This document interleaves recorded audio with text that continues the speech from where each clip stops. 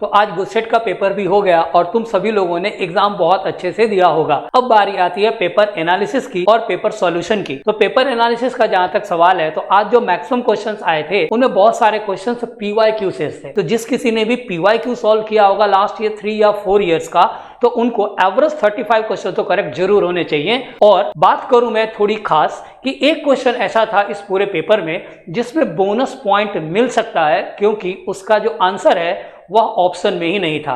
तो तुम भी पूरे सॉल्यूशन को चेक करो और देखो तुम्हें बोनस मिला या नहीं। तो वीडियो को पूरा देखना और लाइक करना, कमेंट करना कि तुम्हें 40 में 40 आ रहे हैं या नहीं और बोनस स्कोर कर रहे हो या नहीं।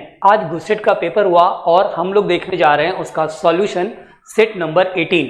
सेट नंबर 18 क्वेश्चन नंबर 1 क्या कहता है कि आपको यहाँ पर x की वैल्यू क्या करनी है, फाइंड करनी है। तो इसके लिए क्या करना पड़ेगा, ये वेट स्टोन ब्रिज का बैलेंस कंडीशन है। आप सिंपली लिख सकते हैं that is 2/2 is equals to 2 upon x into 6 by x plus 6 और यह वैल्यू आपको आ जाएगी 6x by x plus 6 is equals to 1 और आपको यहां से x की वैल्यू मिल जाएगी 3 ohms। That is option A will be the correct answer. Okay, अब आते हैं क्वेश्चन नंबर 2 पे। क्वेश्चन नंबर 2 क्या कहता है कि in moving coil galvanometer number of turns is doubled then current sensitivity and voltage sensitivity. तो करंट सेंसिटिविटी का जो है IS की वैल्यू क्या होती है, NBA/K होती है और वोल्टेज सेंसिटिविटी NBA/KR होती है। अब अगर हम नंबर ऑफ टर्न्स n को डबल करते हैं, n को 2n करते हैं, तो यहां से करंट सेंसिटिविटी की वैल्यू जो है वह क्या हो जाएगी, डबल हो जाएगी। लेकिन यहां पर अगर डबल करते हैं तो यह भी डबल हो जाएगा, इसलिए यहां पर VS की वैल्यू क्या रहेगी, सेम। और आंसर हमारा क्या हो जाएगा, option number D, that is current sensitivity will be doubled and voltage sensitivity remains same। Question number 3 में हमको क्या दे रखा है कि a horizontal overhead power line carries a current of 90 ampere from east to west direction। तो एक ऐसा power line हमको दे रखा है ईस्ट टू वेस्ट डायरेक्शन में, carrying current I equals to 90 ampere और कहता है इससे 1.5 मीटर अबव जो है वो मैग्नेटिक फील्ड V की वैल्यू क्या होगी। तो यह हो जाएगा म्यू0 I/2 पाई r, इसका आंसर होगा। आप 4 pi into 10 to the power -7 into 90 ampere by 2 pi into r की वैल्यू 1.5 लिखेंगे और यह आंसर आपको आ जाएगा 1.2 into 10 to the power -5 tesla. यह तो आंसर आ जाएगा। अब जब डायरेक्शन की बात करेंगे तो आप यहां पर यूज करेंगे आइडियल क्रॉस r, ठीक है। और आइडियल क्रॉस r से आपका आंसर इसमें आना चाहिए k कैप, जो टुवर्ड्स क्या हो जाएगा, नॉर्थ हो जाएगा। तो इसका आंसर क्या आ जाएगा, टुवर्ड्स नॉर्थ। दैट इज हमारा जो डी है यह क्या हो जाएगा, आंसर आ जाएगा। क्वेश्चन नंबर 4 की बात करते हैं। तो क्वेश्चन नंबर 4 में आपको क्या दे रखा है, A charged particle having charge q moving perpendicular to the uniform magnetic field with linear speed v on the circular path of radius r, the periodic time of revolution of a particle। तो time period जो होता है वह t equals to 2 pi m/qb होता है। ये ना तो v पे डिपेंड करता है और ना ही r पे, तो इसीलिए आंसर क्या हो जाएगा, do not depends on v and r। Question number 5।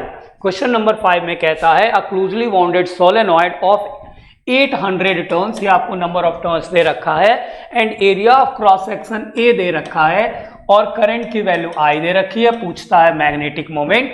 तो 5th वाला जो क्वेश्चन है आप इसमें लिख सकते हो magnetic moment M is equals to NIA, यह वैल्यू लिख सकते हो। N की जगह आप वैल्यू पुट कर दो, दैट इज 800 दे रखा है। करंट I की वैल्यू आपको कितनी दे रखी है, 3 एम्पियर्स दे रखी है और एरिया ऑफ क्रॉस सेक्शन दे रखा है 2.5 इंटू 10 टू द पावर कितना दे रखा है, -4। सब SI सिस्टम में है, नो वरीज। तो इसका आंसर आपको 0.60 जूल पर Tesla, that is C will be the answer. तो इसका आंसर आपको C आ जाएगा। इसके बाद हम आते हैं क्वेश्चन नंबर 6 पे। क्वेश्चन नंबर 6 आपका चैप्टर नंबर 5 से मैग्नेटिक इंटेंसिटी के बारे में पूछ रहा है, सॉरी मैग्नेटिक ससेप्टिबिलिटी पूछ रहा है, किसका, सुपर कंडक्टर्स का। तो इसके लिए आपको वैल्यू याद रखनी है, that is it should be 6 का आंसर क्या हो जाएगा, -1। अब आते हैं क्वेश्चन नंबर 7 पे। क्वेश्चन नंबर 7 आपका EMI चैप्टर नंबर 6 जो है उसका एग्जाम्पल नंबर 6.8 है, जो डायरेक्ट आपको यहाँ पर पूछा गया है। अगर आपने सॉल्व किया होगा तो आप डायरेक्ट आंसर इसका बी लगा देंगे, और नहीं तो आप इसको सॉल्व करेंगे, दैट इज आप फाई की वैल्यू लिखेंगे जो B2I1 होगा, A1 होगा सॉरी, और B2 की जगह mu naught I2 by 2 pi R2 लिखेंगे, और यहाँ पर पाई R1 स्क्वायर इक्वल टू 5 लिखेंगे, और m की वैल्यू क्या होती है 5 बाई I2 हो जाएगी। तो आप यहाँ पर mu naught I2 by 2 pi R2, ठीक है, इंटू पाई R1 स्क्वायर लिखेंगे, और आपको यहाँ से m की value proportional to R1 square by R2 मिल जाएगी, that is option number B. तो यह था आपका 7वां सवाल। अब हम आते हैं 8वें सवाल पे। 8वां सवाल में कहता है कि आपको इसका डायमेंशन फॉर्मूला बताना है। तो यह एनर्जी डेंसिटी है 8th क्वेश्चन में, और एनर्जी डेंसिटी का फॉर्मूला क्या होता है, एनर्जी बाय वॉल्यूम, मतलब m1L2 T-2 बाई L3। तो आपका आंसर क्या आ जाएगा m1L-1 T-2, और यह आंसर आपका ऑप्शन नंबर डी आ जाएगा। आते हैं क्वेश्चन नंबर 9 पे। क्वेश्चन नंबर 9 में कहता है a coil has n turns passes through I ampere then obtain inductance L henry of self inductance. Now if the current is made double then self inductance will be. तो self inductance जो होता है वह L, इसका formula mu naught n square AL होता है, does not depends on I। यह current पर डिपेंड नहीं करता, इसलिए आंसर इसका क्या हो जाएगा बी हो जाएगा। क्वेश्चन नंबर 10 पे आते हैं। तो क्वेश्चन नंबर 10 में कहता है कि अ 15 microfarad capacitor connected with 220 volt 50 hertz source, the capacitive reactance of the circuit. मतलब आपको यहाँ से क्वेश्चन नंबर 10 में XC की वैल्यू फाइंड करनी है, जो 1/2 पाई न्यू सी होगी। सारी वैल्यूज आपको दे रखी हैं, 2 × 3.14, फ्रीक्वेंसी की वैल्यू आपको दे रखी है दैट इज 50 हर्ट्ज, और कैपेसिटेंस भी आपको दे रखा है 15 माइक्रोफराड दैट इज -6। तो यहां से आपका आंसर कितना आ जाएगा 212 के लगभग आएगा, एग्जैक्टली ये नहीं आएगा। क्वेश्चन नंबर 11 जो है इसमें चार्ज 30 माइक्रोफराड कैपेसिटर दे रखा है connected to an inductor, what is the angular frequency. मतलब क्वेश्चन नंबर 11 में आपको omega equals to 1/√LC find करनी है। मतलब आपको यहाँ पर L की वैल्यू जो है 27 × 10⁻³ और कैपेसिटेंस की वैल्यू 30 × 10⁻⁻6 पुट कर देना है। यह आपका लगभग 1/9 × 10⁻⁻4 आ जाएगा। और आप जब इसको +4 और जब आप इसको सॉल्व करोगे तो आपको C की वैल्यू कितनी आ जाएगी 1100 रेडियन पर सेकेंड के लगभग आएगी, एग्जैक्टली नहीं आएगी। ठीक है, क्वेश्चन नंबर 12 की बात करते हैं। इसमें एक आइडियल स्टेप अप ट्रांसफार्मर है जिसमें प्राइमरी और सेकेंडरी इनका रेशियो दे रखा है 100 और 200। मतलब नंबर ऑफ टर्न्स जो है in primary coil by number of turns in secondary coil, या आपको 100/200 दे रखा है। और पूछ आपको रहा है IP की वैल्यू, अगर I सेकेंडरी की वैल्यू दे रखी है 5 एम्पियर, कितनी 5 एम्पियर, तो आप क्या लिखोगे IP/IS is equals to NS/NP that is 200/100, और यह वैल्यू आपको यहाँ से 2 होगी, और IS से आप इसको मल्टीप्लाई करेंगे तो IP इक्वल्स टू 2 × आपको क्या आ जाएगा 5 that is 10 ampere will be the answer, that is option number A आ जाएगा। अब हम बात करते हैं क्वेश्चन नंबर 13 की। तो क्वेश्चन नंबर 13 में कहता है charge particle oscillates about its mean equilibrium position, frequency इतना, what is the frequency of electromagnetic wave produce in the oscillator. तो फ्रीक्वेंसी रिजोनेंस से क्रिएट होती है और रिजोनेंस से फ्रीक्वेंसी क्या होती है सेम। तो आंसर क्या आ जाएगा 8 × 10⁹ ही रह जाएगा इसका आंसर, दैट इज आपका 13 का आंसर जो होगा क्या हो जाएगा ऑप्शन नंबर बी हो जाएगा। अब हम आते हैं क्वेश्चन नंबर 14 पे। क्वेश्चन नंबर 14 में कहता है कि if the wave length of visible microwave और x ray are λV, λm and λx, इनमें से कौन सा सही है। तो आप जानते हो कि माइक्रोवेव का सबसे ज्यादा होगा, फिर विजिबल का, और फिर एक्सरे का वेवलेंथ। तो इसलिए आपका इसका आंसर जो होगा क्वेश्चन नंबर ऑप्शन नंबर क्या हो जाएगा D will be the correct answer, that is the D1। Okay, अब हम आते हैं next, that is question number 15 पर आते हैं। क्वेश्चन नंबर 15 काफी इजी सा क्वेश्चन दिया था। An object is placed 10 centimetre in front of concave mirror of focal length 15। तो आप देख लीजिए कि u की जो वैल्यू है लेस देन 15 है, मतलब ऑब्जेक्ट पोल और फोकस के बीच में है। तो इमेज जो होगा वह कैसा होगा, वर्चुअल होगा और इरेक्ट होगा और क्या होगा, मैग्नीफाइड होगा। मतलब आपका वर्चुअल होगा, इरेक्ट होगा और मैग्नीफाइड होगा। Option number D will be the correct answer for 15th।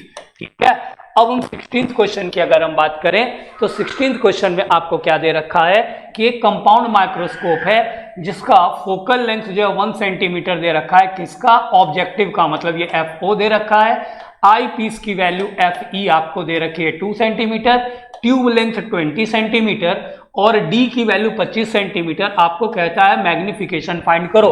तो आप मैग्निफिकेशन M जो है डायरेक्ट लिख सकते हैं L/FO इंटू D/FE। अब आप L की जगह क्या पुट कर दोगे, यहां से 20 सेंटीमीटर पुट कर दोगे, FO की जगह क्या पुट करोगे, 1 सेंटीमीटर पुट करोगे, D की जगह 25 पुट करोगे और FE की जगह आपको क्या दे रखी है, 2 सेंटीमीटर। तो यहां से आपका आ जाएगा 250 की वैल्यू आ जाएगी, that is C will be the correct answer. तो 16th का आंसर क्या आ जाएगा, C आ जाएगा। अब हम आते हैं 17th क्वेश्चन पे। 17th क्वेश्चन में आपको क्या दे रखा है कि एक कॉन्वेक्स लेंस है, ओके, इसके focal length 2 thin convex lens हैं। एक का फोकल लेंथ F1 है, दूसरा का F2 है। प्लेस्ड इन कॉन्टैक्ट, मतलब दो कॉन्वेक्स लेंस कुछ इस तरह से कॉन्टैक्ट में प्लेस्ड है। फोकल लेंथ F1 और F2 है, तो इसका equivalent focal length 1/F1 plus 1/F2 हो जाएगा। और अगर हम पावर फाइंड करें तो हम इसे F2 प्लस F1/F1 F2 लिख सकते हैं। और यही हमारा क्वेश्चन था, that is option number C will be the correct answer. Next पे आते हैं, that is question number 18। Question number 18 काफी अच्छा क्वेश्चन था। इसमें आपको इस तरह से एक राइट एंगल प्रिज्म दिया हुआ है, यहां से एक रे ऑफ लाइट नॉर्मली इस पे आ रहा है और ये एंगल 60 डिग्री दिया हुआ है। आपसे क्या क्वेश्चन पूछता है कि आपका एंगल ऑफ इमर्जेंस क्या होगा।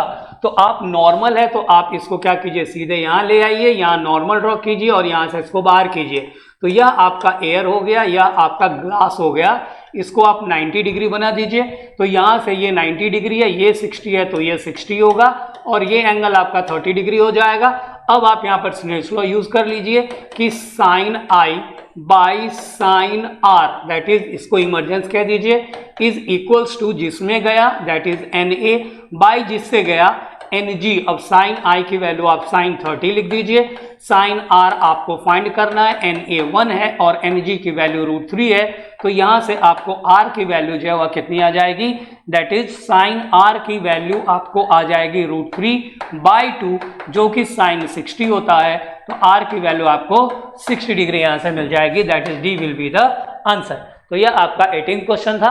अब इसके बाद हम नेक्स्ट पे आते हैं, that is question number 19। Question number 19 क्या कहता है, थ्योरेटिकल क्वेश्चन है कि अब अकॉर्डिंग टू हाइजीन्स प्रिंसिपल अगर हम बात करें तो phase difference between the oscillation of any two particles यह हमेशा 0 होता है, क्योंकि हम जानते हैं कि अगर हमारा वेव फ्रंट है तो हर एक पार्टिकल जो होगा oscillate with same path difference और सेम और कांस्टेंट फेज डिफरेंस। तो पाथ डिफरेंस क्या हो जाएगा, 0 हो जाएगा और फेज डिफरेंस या तो 0 रहेगा या कांस्टेंट भी हो सकता है। तो कांस्टेंट वाला कोई ऑप्शन था नहीं, इसीलिए आंसर क्या आएगा, बी। अब क्वेश्चन नंबर हम 21 की बात करें तो क्वेश्चन नंबर 21 में एक YDSE एक्सपेरिमेंट है।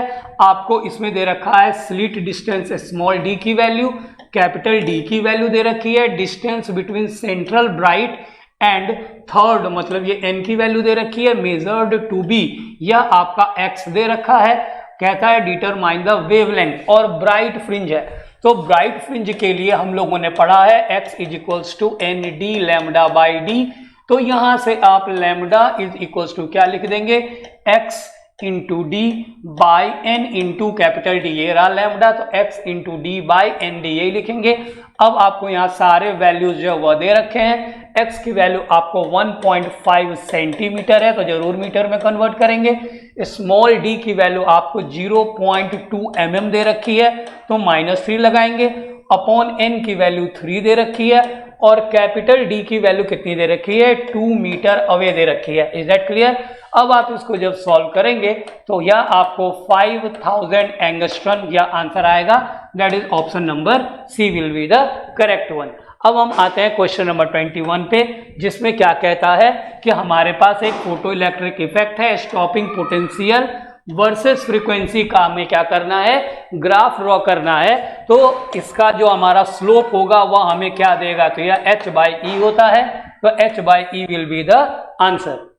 ठीक है, अब हम आते हैं क्वेश्चन नंबर 22 पे कि the photo electric cut off voltage in a certain experiment is इतना। तो हमें कहता है काइनेटिक एनर्जी कितना, तो हमने पढ़ा है kinetic energy half mv² equals to eV0 होता है। अब V0 हमें 1.5 दे रखा है, E से मल्टीप्लाई कीजिए, this will be the answer. Question number 23 पे आते हैं। क्वेश्चन क्या कहता है कि a relation between the wavelength of electromagnetic radiation and de Broglie wavelength of its quantum lambda dash, मतलब लैम्डा और लैम्डा डैश के बीच में हमें रिलेशन फाइंड करना है।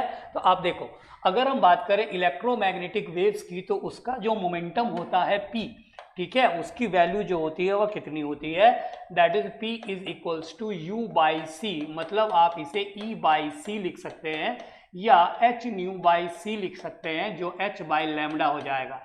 तो यह मोमेंटम आया इलेक्ट्रोमैग्नेटिक वेव का। अब आपको मोमेंटम किसका वेवलेंथ किसका कह रहा है, de Broglie wavelength lambda dash, वह क्या होता है h/p, दैट इज h/λ आप लिखोगे, तो h कैंसिल हो जाएगा, लैम्डा डैश की वैल्यू लैम्डा की इक्वल आ जाएगी, that is C will be the answer. Okay, question number 24 की बात करते हैं। Out of the following quantity which has the same unit as that of Planck's constant, that is angular momentum, क्योंकि आपने पढ़ा है L इक्वल्स टू NH/2π, तो आप डायरेक्ट वहां से लिख सकते हैं, that is L equals to NH/2π, तो H की जो होगी L के बराबर होगी। अब बात आती है क्वेश्चन नंबर 25 की। क्वेश्चन नंबर 25 में कहता है आपको कि टोटल एनर्जी E जो है यह आपको दे रखी है -13.6 इलेक्ट्रॉन वोल्ट्स। ठीक है, तो आपको फाइंड क्या कहता है, ratio of kinetic energy and potential energy. तो काइनेटिक एनर्जी की वैल्यू यहाँ से कितनी हो जाएगी, +13.6 इलेक्ट्रॉन वोल्ट्स, और पोटेंशियल एनर्जी कितना हो जाएगा, इसका double, that is -27.2 electron volts. अब आप इसको डिवाइड कर देंगे K/U, तो आपको आंसर क्या आ जाएगा, 1/2, that is -1/2 will be the answer. 25 का आंसर आएगा आपका D। अब हम बात करें क्वेश्चन नंबर 26 की। तो क्वेश्चन नंबर 26 में आपको क्या कहता है कि the radius of the innermost electron of the orbit is इतना, तो what is the radius at n equals to 3। तो आप डायरेक्ट फॉर्मूला लिख देंगे Rn equals to R0 into n², तो आपको R3 कह रहा है, तो यह क्या हो जाएगा आपको 5.3 इंटू 10⁻11 इंटू 3 का स्क्वायर, दैट इज आप इसको 9 लिखोगे, तो यह 5.3 इंटू 10⁻11 इंटू 9 हो जाएगा, और आपको इसका आंसर क्या आ जाएगा A, that is 4.77 into 10⁻³ metres. अब हम आगे डिस्कशन करते हैं क्वेश्चन नंबर 27 की। तो क्वेश्चन नंबर 27 में आपको कहता है कि the energy equivalent to 1 kg, तो आप direct E equals to mc² लिख दीजिए, ये 1 kg हो गया, और C की वैल्यू 3 इंटू 10⁸ का स्क्वायर हो गया, आंसर आपका 9 इंटू 10⁻16, दैट इज आपका आंसर नंबर B आ गया। नेक्स्ट क्वेश्चन कहता है 28 न्यूक्लियर रेडियस, तो आप जानते हैं रेडियस R जो होता है R0 इंटू a⁻1/3 होता है। अब ये बोल रखा हाइड्रोजन का, तो यहाँ 1 हो जाएगा, तो आंसर R0 आ जाएगा, इसकी वैल्यू 1.2 फर्मी होती है, that is C will be the answer. Question number 29 पे आते हैं, दैट इज ये एक न्यूक्लियस दे रखा है और दूसरा न्यूक्लियस ये दे रखा है, यहाँ 79 है और यहाँ 97 है, आप इसको मल्टीप्लाई करेंगे, माइनस करेंगे तो 118 आएगा, और यहाँ 198 और 80 है, यहाँ भी 118 आएगा, मतलब नंबर ऑफ न्यूट्रॉन्स जो हैं यह दोनों के केस में क्या है, सेम है, इसलिए यह क्या होंगे, आइसोटोन्स हो जाएंगे। क्वेश्चन नंबर 30 पे आते हैं कि when forward bias is applied to a PN junction, तो क्या होगा, इसका पोटेंशियल बैरियर लोअर हो जाएगा। ओके, क्वेश्चन नंबर 31 पे आते हैं कि आउटपुट फ्रीक्वेंसी जो है वह दे रखी है किसकी, फुल वेव रेक्टिफायर की, कितनी, 100, मतलब ये 2 टाइम्स ऑफ f इनपुट होता है, हम जानते हैं, तो इनपुट फ्रीक्वेंसी कितनी हो जाएगी, तो जो दे रखा है उसका आधा हो जाएगा, मतलब अगर 100 दे रखा है तो आंसर क्या हो जाएगा, 50 आ जाएगा। यह था क्वेश्चन नंबर 31। इसके बाद आते हैं क्वेश्चन नंबर 32 पे। क्वेश्चन नंबर 32 में क्या कहता है कि out of the following impurities which is not a trivalent, तो बोरॉन, इनिडियम और एल्यूमिनियम सेम फैमिली के हैं, तो बचा कौन, antimony, this will be the answer.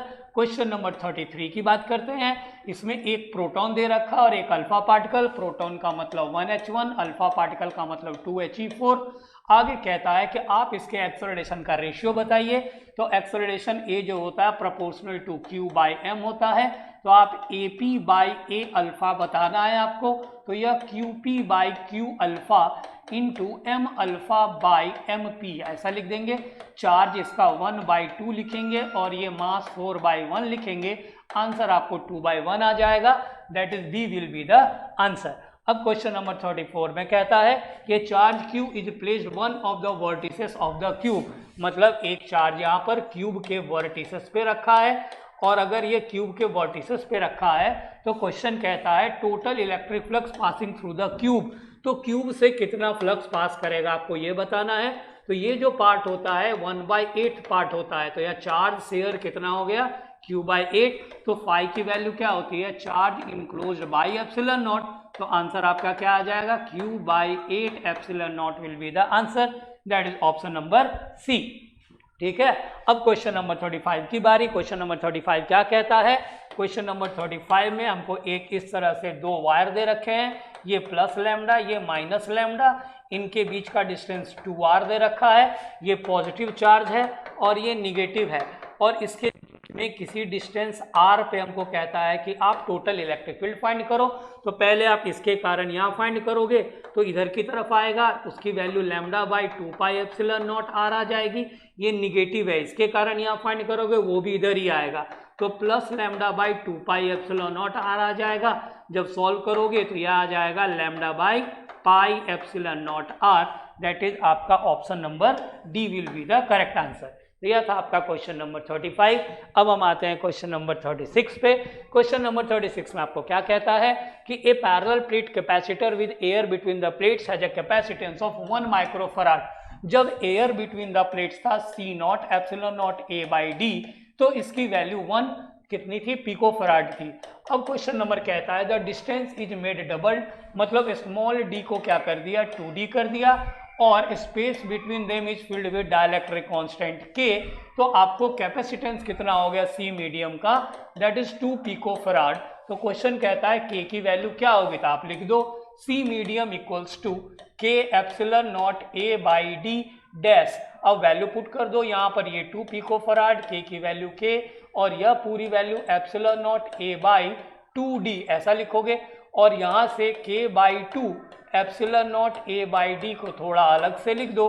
तो यह वैल्यू आपको 1 दे रखी है तो आप यहाँ से K की वैल्यू कितनी फाइंड कर लोगे, कितना आ जाएगा 4। तो 4 will be the answer. Okay. अब आ रही आती है 37th की। इसमें कहता है total charge on A uniformly charge spherical shell. एक ऐसा यूनिफॉर्मली चार्ज स्फेरिकल सेल है जिसका रेडियस r दे रखा है और चार्ज q दे रखा है। कहता है electric potential at r/2।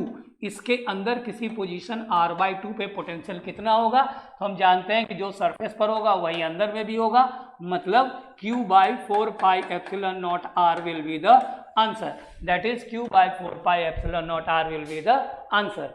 Okay. इसके बाद 38 क्वेश्चन पे आते हैं। 38 क्वेश्चन क्या कहता है कि an electric dipole of dipole moment P is placed parallel to the uniform electric field. मतलब ये अगर यूनिफॉर्म इलेक्ट्रिक फील्ड E है तो एक डायपोल मोमेंट यहाँ पर पैरेलली प्लेस्ड है। मतलब इनिशियल एंगल कितना है 0। अब आगे कहता है कि ऑन रोटेटिंग थ्रू 90 डिग्री। अब इसको यहाँ से 90 डिग्री से अगर रोटेट करता है तो वर्क डन की वैल्यू कितनी होगी। तो यह -PP cos θ2 cos θ1 आप डायरेक्ट फॉर्मूला यूज कर सकते हैं। तो यह -P cos 90 ठीक है cos 0 आप ऐसा लिख दोगे तो ये 0 हो जाएगा, ये -1। आंसर कितना आ जाएगा +PE that is +PE B will be the answer. Question number 39 पे आते हैं। A metal rod of length 10 centimetre and cross section इतना। मतलब आपको एक ऐसा मेटल रॉड दे रखा है जिसका साइड लेंथ और एरिया आपको दे रखी है। दैट इज ये लेंथ और यह फेस का एरिया दे रखा है 1 सेंटीमीटर इंटू ½ सेंटीमीटर और यह दे रखा है 10 सेंटीमीटर। क्वेश्चन कहता है कि connected to a battery across opposite faces, इसके ऑपोजिट फेस के अक्रॉस इस तरह से बैटरी कनेक्ट करता है, द रेसिस्टेंस विल बी, तो रेसिस्टेंस R जो होता है वह क्या होता है, रो L बाई ए, मतलब L की वैल्यू लार्ज होनी चाहिए और एरिया की वैल्यू स्मॉल होनी चाहिए। अब इन चारों में से ऑप्शन यही वाला जो है आपको करेक्ट बैठेगा कि आपका एरिया जो होना चाहिए स्मॉल होना चाहिए, तो स्मॉल फेस क्या है, एरिया स्मॉलेस्ट, यही है, तो आंसर आपका क्या आ जाएगा, डी। Is that clear? अब बात हम लोग करते हैं नेक्स्ट वन की, दैट इज क्वेश्चन नंबर 40।